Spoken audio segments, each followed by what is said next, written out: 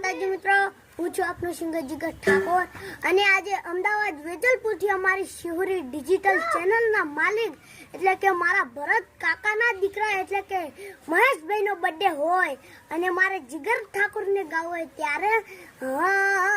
એ બજાર મોય આવે